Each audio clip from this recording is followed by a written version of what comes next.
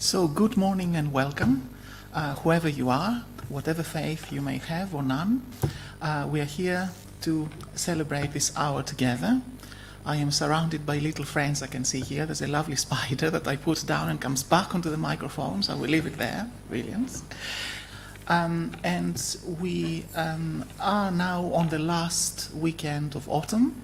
So on Friday is the winter solstice, and it's a new beginning, and this is why I entitled my service, unlike what it says on the board, New Beginnings and a Message of Hope. And we need hope more than at any other time, perhaps because of what is going on in the world, not just in the Middle East, but everywhere. As I usually do, just a little bit of a snapshot where we are according to the interfaith and the secular calendar. This Monday coming is International Migrants Day, so that's again a sign of the times as well as in times past. Tuesday is International Arabic Language Day, so if anybody speaks any Arabic, a little bit. International Human Solidarity Day on Wednesday. We need a lot of that as well, human solidarity. On Thursday is World Basketball Day, but also, if you like it, yeah. But also in Exeter, there's something very nice happening. The Jewish-Muslim Friendship Group have got a very nice get-together online in the evening of Thursday to talk about, of course, peace and, you know, how precious life is. So I will take part. It's a closed one, unfortunately. It's a very closed group, so I will definitely, well, God willing, take part. And then on Friday is Winter Solstice Day, so that's the official end of the autumn and the beginning of winter. And it happens to be a fasting day in Judaism this year, so it's called the 10th of Tevet. So I do all the fasts, the Muslim ones, the Jewish ones, and some Christian ones. So hopefully I will do that one as well. And in the night of the winter solstice is a very lovely festival called Yalda Night, which is celebrated usually by Iranian-speaking people, usually Shia Muslims, but not only. So a lot is coming, and of course after that it will be Christmas very soon. Here's an inspirational quote from Mother Teresa, now Saint Teresa of Calcutta, who says, if we have no peace, it is because we have forgotten that we belong to each other. And I think in view of the persistent war and conflict, we would like to bear that in mind. And we go now to our opening prayer, and after that, of course, we'll light the chalice. As we gather here in this harbor of safety, we thank the Spirit for fellowship and for family. We ask that we be strengthened, restored, and inspired with love. We ask that we may be filled with peace, so that as we journey onwards and upwards, we would pour out love and grace to others. We ask that our souls would catch the wind of the Spirit, so that we would take a message of hope and unity to all the earth. So be it. And now we will have the chalice lighting. So Jill, if you would like to do the honors. And then I will read a prayer. You can come the other way, but then you're a tall lady, it's up to you.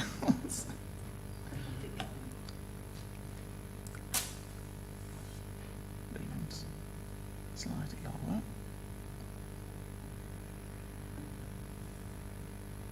There you are. Well done. Brilliant. Yes, it will come up. Thank you very much. Brilliant.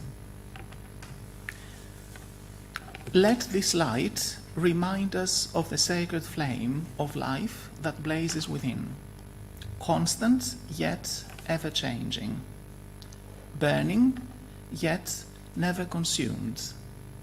O inner light of soul and spirit, lead our minds to greater understanding. Lead our hearts to love more fully, and lead our hands to create justice. Amen. And now we go to a Sufi prayer for peace.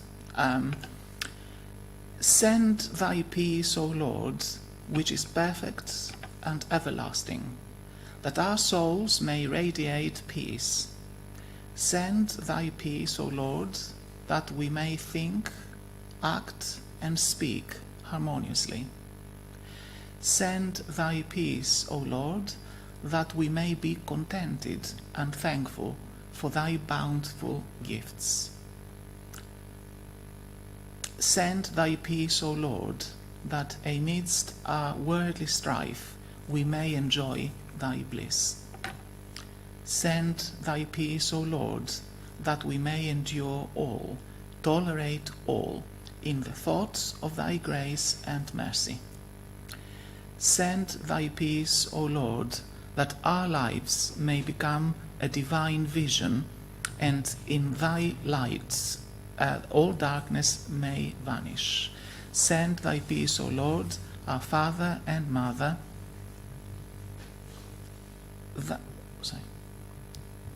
that we, thy children on earth, may all unite in one family. And following that is our first hymn, Time to Sing. So it's number 178, I'm just checking that. Together we join as one. You may wish to stand in body or in spirit, it's entirely up to you, and we will sing it together. 178.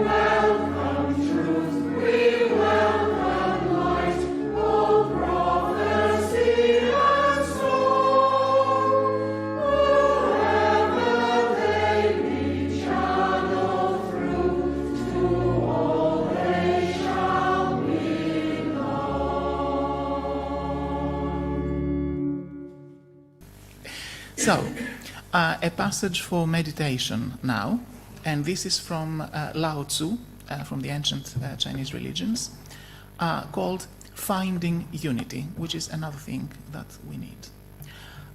Those who do not speak, those who speak do not know. Stop up the openings, close down the doors, rub off the sharp edges, unravel all confusion, harmonize the light, give up contention. This is called finding the unity of life. When love and hatred cannot affect you, profit and loss cannot touch you, praise and blame cannot ruffle you. You are honored by all the world. And we'll have a moment of peace, and then we'll move to the short story.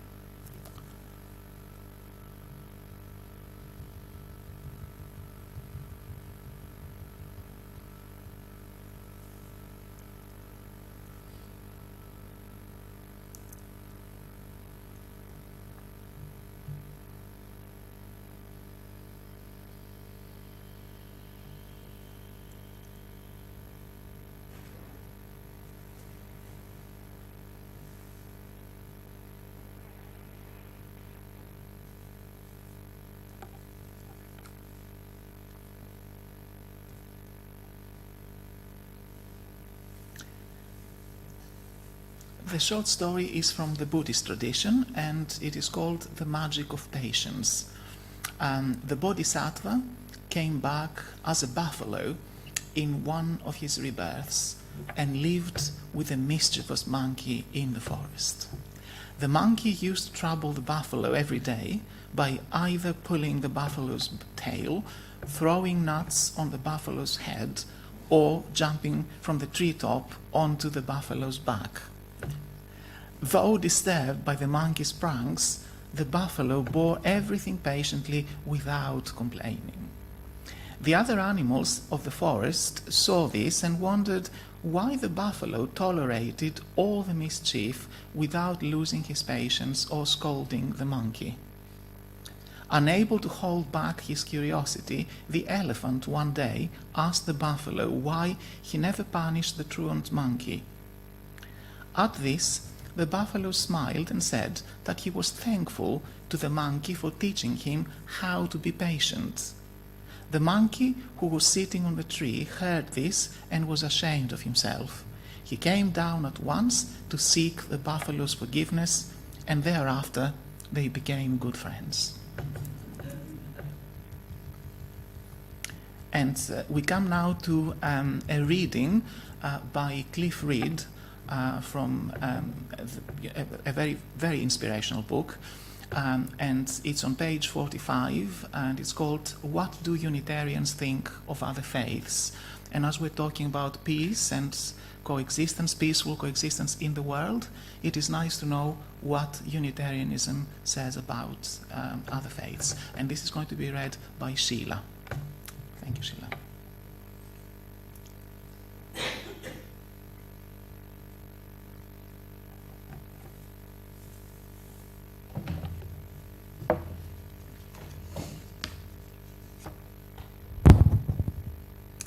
What do Unitarians think of other faiths? Human beings are infinitely varied. So too are their cultures and the conditions in which these evolved. Furthermore, the universe and its mysteries, including the human psyche, cannot be entirely comprehended by our limited powers of thought and description. For these reasons, Unitarians recognize the inevitability of many diverse expressions of faith. Unitarians do not say that all religions are the same, nor do we say that all are of equal worth. What we do say is that no honest and sincere expression of belief should be discounted out of hand. To judge another's faith is presumptuous and dangerous. All true expressions of the religious impulse come from our encounter with the wonder and mystery of the universe. All result from the joy and pain, the highs and lows of our life experiences in this world. Thus all have something to say and to teach. However, between the original experiences at the root of a faith tradition and the development of its religious institutions, much can happen. Interpretation, rationalization, elaboration, and corruption come into play. At every stage what happens is subject to the vagaries of human beings. This means that any claim to absolute and exclusive truth must be treated with the utmost reservation, if not suspicion. Thus, Unitarians afford respect to all sincere believers of whatever faith. We seek to learn from the witness of all spiritual traditions, but we do not do so uncritically. Unitarians were pioneers in the area of interfaith dialogue and founded the world's oldest global interfaith organisation, the International Association for Religious Freedom. Unitarians are also active in many local interfaith organisations and initiatives. Thank you, Sheila. And we move now to the Bible, so that is from the Hebrew Bible and or the Christian Old Testament. Leviticus chapter 26 and verses 40 to 45. But if they will confess their sins and the sins of their ancestors, their unfaithfulness and their hostility towards me, which made me hostile towards them, so that I sent them into the land of their enemies, then, when their uncircumcised hearts are humbled, and they pay for their sin, I will remember my covenant with Jacob, and my covenant with Isaac, and my covenant with Abraham, and I will remember the land, for the land will be deserted by them, and will enjoy its Sabbaths, while it lies desolate without them. They will pay for their sins, because they rejected my laws and abhorred my decrees. Yet, in spite of this, when they are in the land of their enemies, I will not reject them or abhor them, so as to destroy them completely, breaking my covenant with them. I am the Lord their God, but for their sake I will remember the covenant with their ancestors, whom I brought out of Egypt in the sight of nations, to be their God. I am the Lord. The second reading is, well, the next reading is an extract from the last sermon of Prophet Muhammad, peace be upon him. And he says, all mankind is from Adam and Eve. An Arab has no superiority over a non-Arab, nor a non-Arab has any superiority over an Arab. Learn that every Muslim is a brother to every Muslim, and that the Muslims constitute one brotherhood. Nothing shall be legitimate to a Muslim which belongs to a fellow Muslim unless it was given freely and willingly. Do not, therefore, do injustice to yourselves. And this brings us to our next hymn, Time for Singing Again, which is number 84. Justice for persons. And again, this is another quality and another very urgent thing that we need to do justice, on the planet. So number 84, justice for persons. And once again, if you can stand in body or in spirit, please do.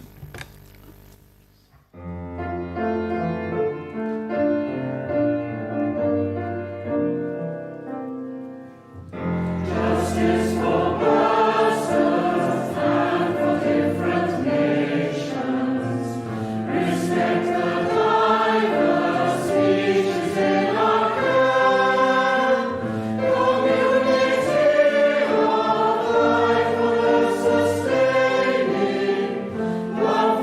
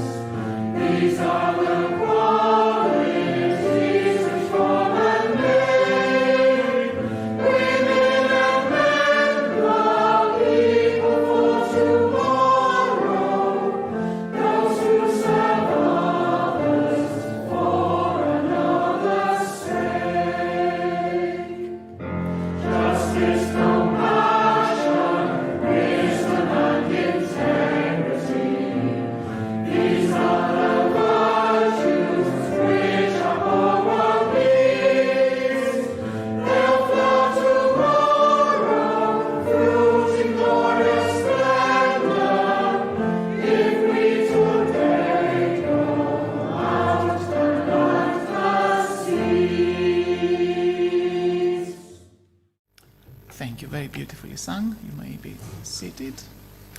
And we move now to the reflective address.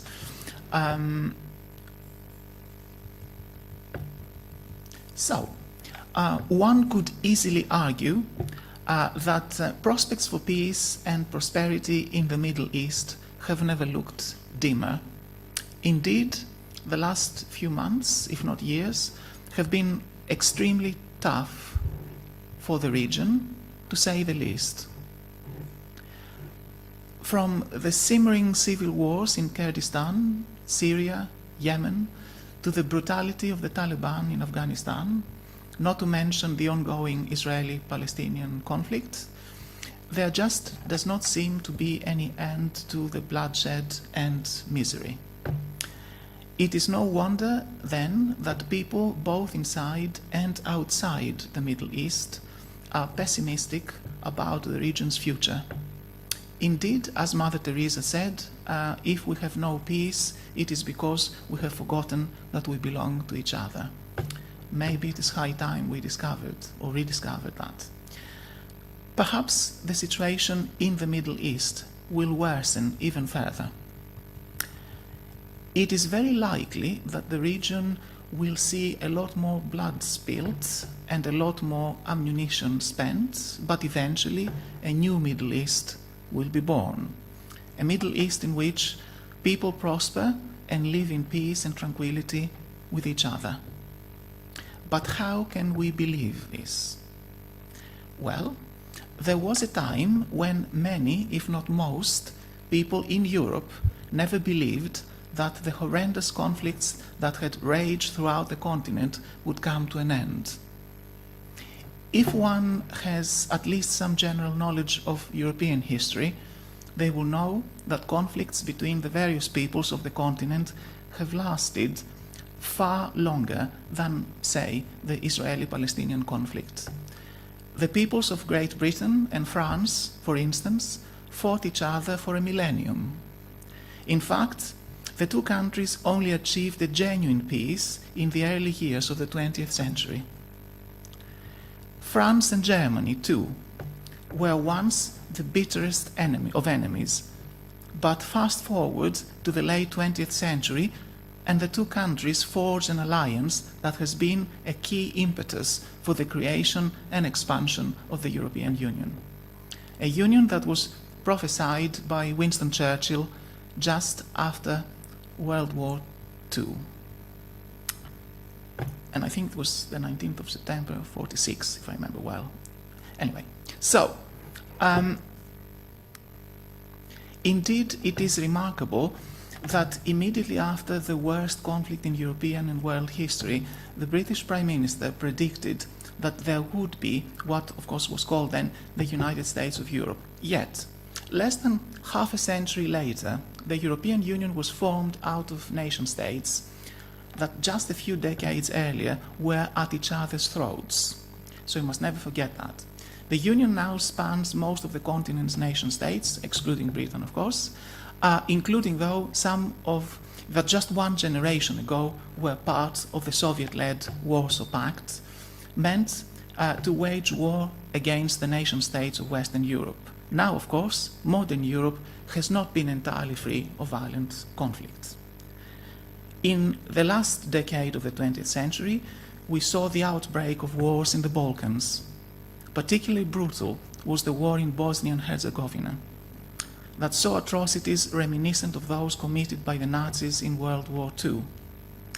But what a difference 30 years makes, because now most of the states involved in the Balkan conflicts in the 1990s are already EU member states, or well on their way to EU membership, perhaps.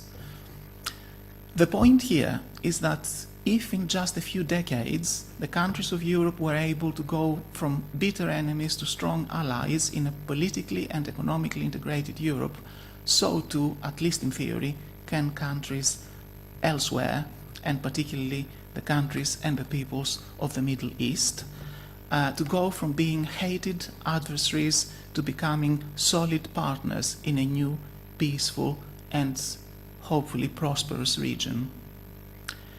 But this was the vision. We are not there just yet. There is still much more violence and bloodshed in the Middle East. Things in the region will get a lot worse before they get better, just as they did in Europe, perhaps. And then, what about Europe itself? The Russian occupation of parts of eastern and southern Ukraine by Russia has lasted for almost 2 years so far. So, as we saw in the Buffalo story, patience and perseverance can work its own magic towards a more profound awareness of the erring of one's ways. But also, as Prophet Muhammad, peace be upon him, said, no group of people should feel superior to any other, as we're all equal before the divine. In fact, the Holy Quran itself points out that humanity comes from one soul, and that is in Surah 49 and verse 1. No authority of any kind should be allowed to impose its approach, views, or interpretations on anyone else. The Holy Quran again is crystal clear about this. There shall be no compulsion in matters of faith. That is in Surah 2 and verse 256. Today, Arabs constitute approximately 11% of the world's Muslim population, the so-called Ummah in Arabic. Perhaps it is a matter of time before the Arab domination of Islam comes to an end, possibly. And at the same time, and despite the onslaught of extremist groups like the Taliban and many others, an increasing number of voices can be heard, voices which bring a message of moderation, of peaceful coexistence, and above all, of hope. Speaking in 2014, 9 years ago, Dr. Boutros Ghali, a prominent Egyptian politician, a distinguished law professor, and a former UN Secretary General, was interviewed on France 24 and touched on similar issues. But of ISIS, which had just swept across Iraq and into Syria at that time, taking town after town in a rapid advance, Dr. Boutros Ghali was utterly dismissive, saying, "This group, meaning ISIS, will have no real effect because it does not correspond to the globalization, to the new era and the new technology. This concept corresponds to what happened 500 years ago, so it will have no future." 9 years later, perhaps he was vindicated, or was he? Although at the moment it defies logic, it is highly likely that in the end the peoples of the Middle East will join together and create a region that is free of war, free of violent conflict, free of the kind of despair that has befallen the region for so many years. Those who work for peace in the Middle East could take comfort from Prophet Isaiah's words, "Do not fear, for I am with you. Do not be dismayed, for I am your God. I will strengthen you and help you. I will uphold you with my righteous right hand." And that's in Isaiah 41 and verse 10. Let us hope and pray that the new year, which is just around the corner, will usher in a period of peaceful coexistence, of mutual acceptance, of profound understanding, and above all, of hope in the Middle East and beyond, because if not now, then when? And on this note, we will move on to some music for reflection, so that you can reflect on anything you like from this reflective address or anything else of your choice. And the music is by Alexander Glazunov, Meditation for Violin and Piano, for about 4 minutes.